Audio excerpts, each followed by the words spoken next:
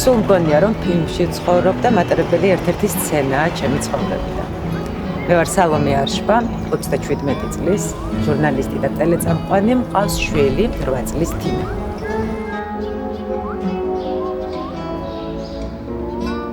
მოგზაურობა განსაკუთრებით მიყვარს და ძირითადად მარტოს.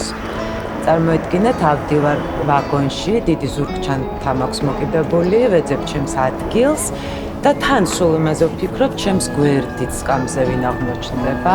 შევძლებთ თუ არა მასთან კომუნიკაციის დამყარებას, ან შეიძლება ცუდ ხასიათზე იყოს და უბრალოდ ხმარ გაცეს.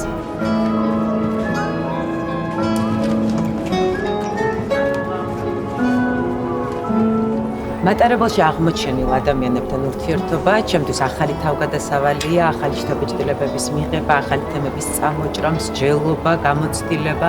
ხანდახან ისიც ხდება ხოლმე, რომ მატარებელში იმდენად საინტერესო ადამიანს აღმოაჩენ, ძალიან საინტერესო ისტორიით, რომ თავისუფლად შეიძლება ეს ადამიანი შემდეგ უკვე ჩემი სიუჟეტის გმირიც გახდეს.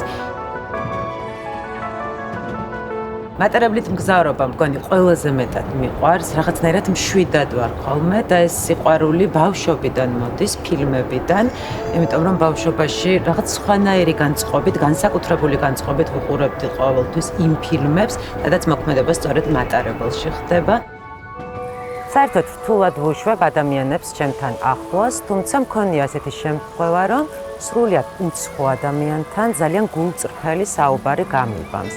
და მახსოვს ეს მოხდა სწორედ მატარებელში, ალბათ ამიტომ არის დღემდე რაღაცა ერთ-ერთი ყველაზე მძაფრი მოგონება ჩემს ცხოვრებაში. ძალიან დიდხანს ვსაუბრობთ მე და ის უცხო მგზავრი, გულწრფელად, გულახდილად და ეს იყო მომენტი, როდესაც ჩემს თავს გარედან შევხედე, შორიდან დავინახე, თითქოს საკუთარ თავს შევხვდი და ეს შეხვედრა სრულიად უცხო ადამიანს მოაწყო და აი, მანდ მივხვდი, რომ ხანდახან საჭირო და აუცილებელიც კია უცნობ ადამიანებთან კომუნიკაცია, თუნდაც ისევ საკუთარი თავის აღმოჩენის.